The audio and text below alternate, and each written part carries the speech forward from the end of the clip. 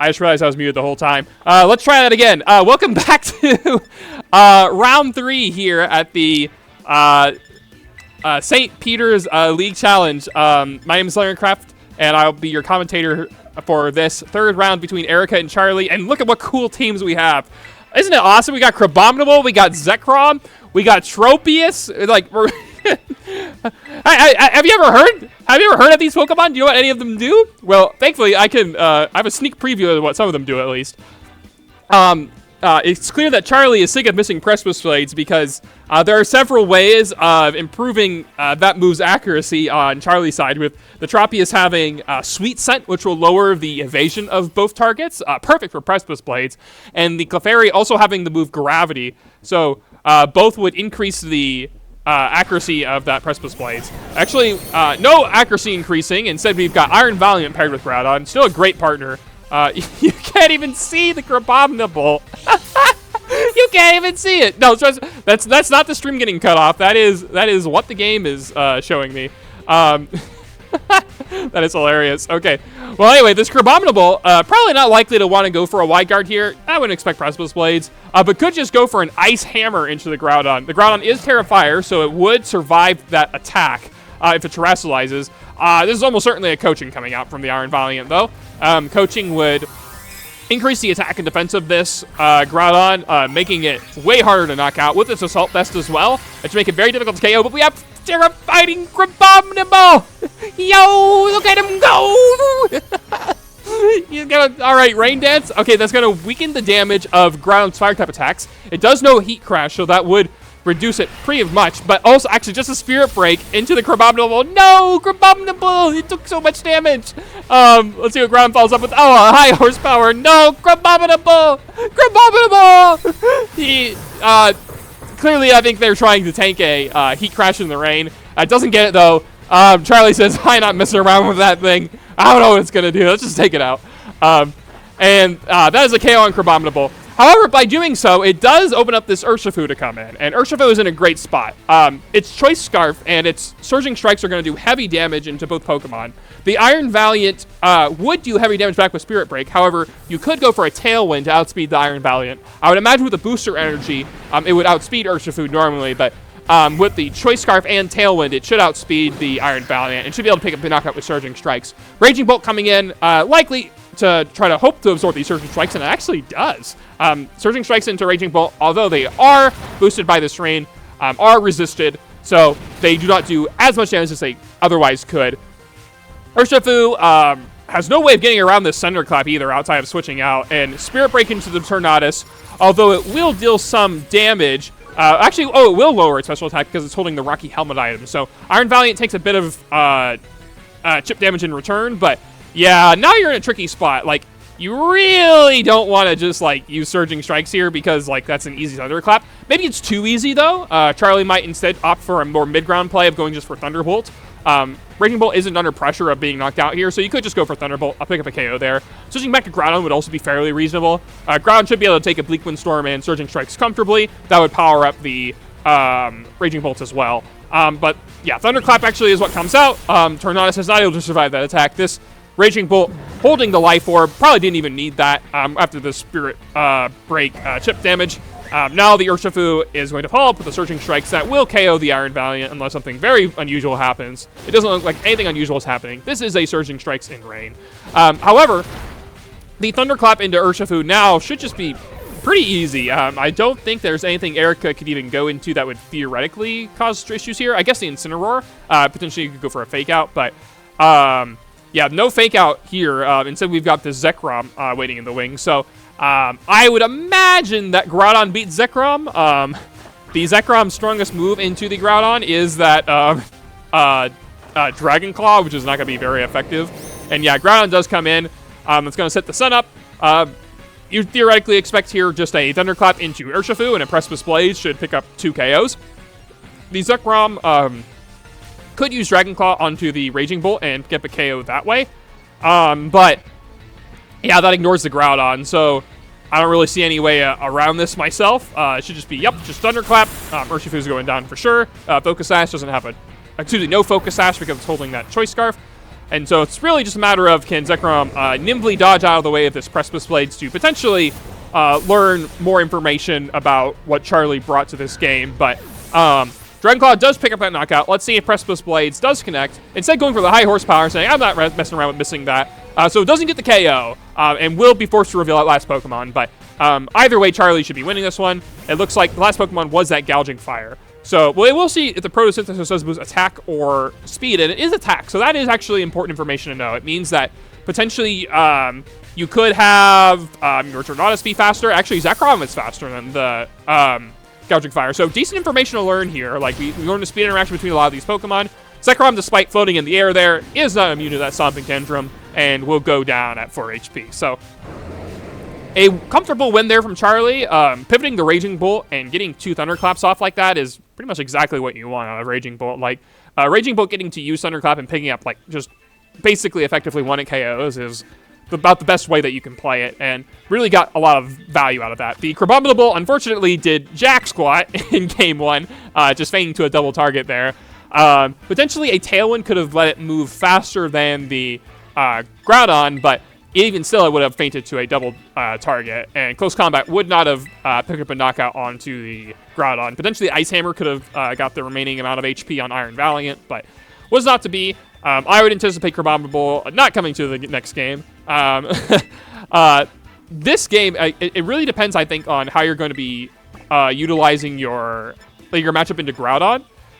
And, like, really, it's only your Urshifu. Like, really, only Urshifu can hit this Groudon for, like, great damage. The Crabominable, I mean, technically has Ice Hammer, but, like, if the Groudon terrestrializes, then it's just, like, really, really pressuring. There's not a lot that can just pick up a knockout, and I do like this Tornadus Urshifu adjustment.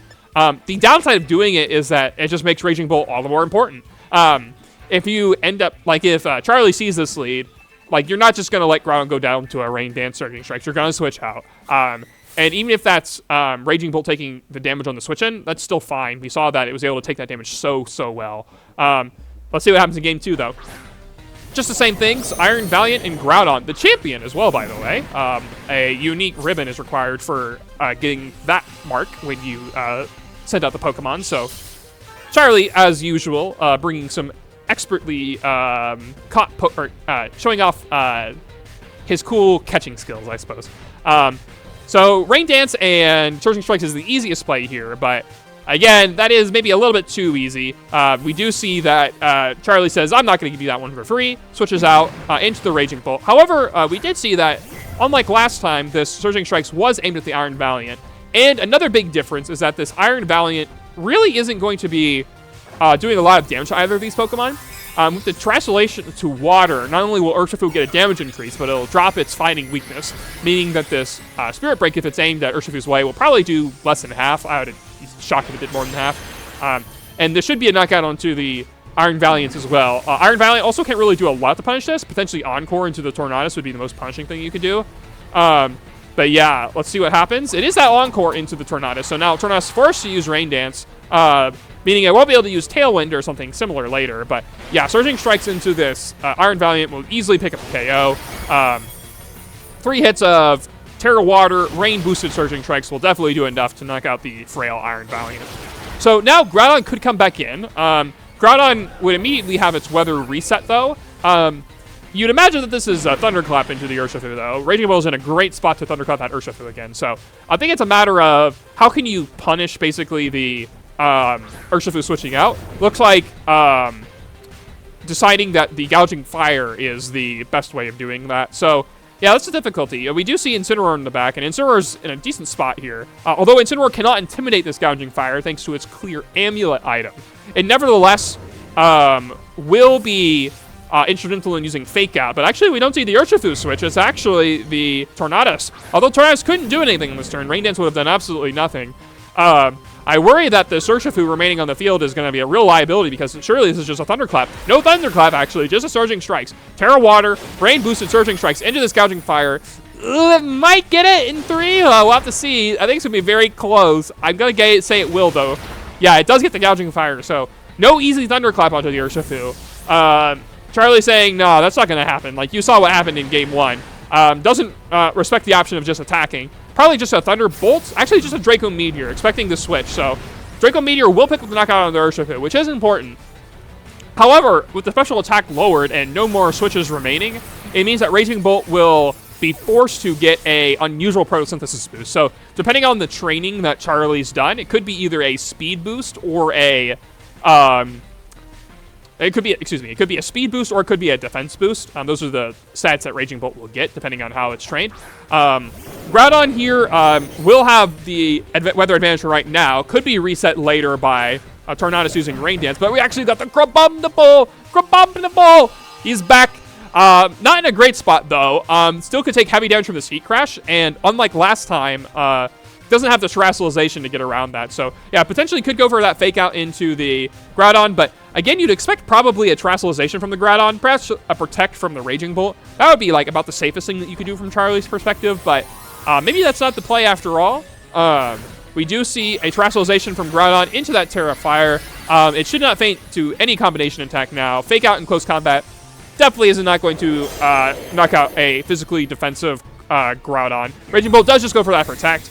It looks like there was that Fake Out aimed at Groudon, so that will flinch it on this turn, preventing Groudon from moving, and now the Crabominable will be able to follow up with an Ice Hammer that hits into the Raging Bolt's Protect. So Raging Bolt does play it safe there, protects itself. I also completely missed what Photosynthesis boost it got, so I have no idea what its boost is actually right now. But I don't think that matters too much, because the Groudon now should have a free KO onto this Crabominable.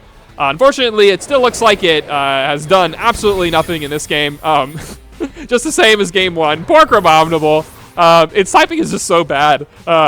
Heat Crash is just so threatening for it. Thunderbolt into the Incineroar. Moving after the ground must mean it got a defense boost. So, yeah, let's see what this Incineroar does as a follow-up. It's probably got a Parting Shot. Nope, just Knockoff into the Groudon. That will remove its Assault Vest item. It means that the Bleakwind Storms will do more damage from this Tornadus, but yeah, I don't know. Like, you have to, like, Bleakwind Storm the Groudon and then, like, knock it off.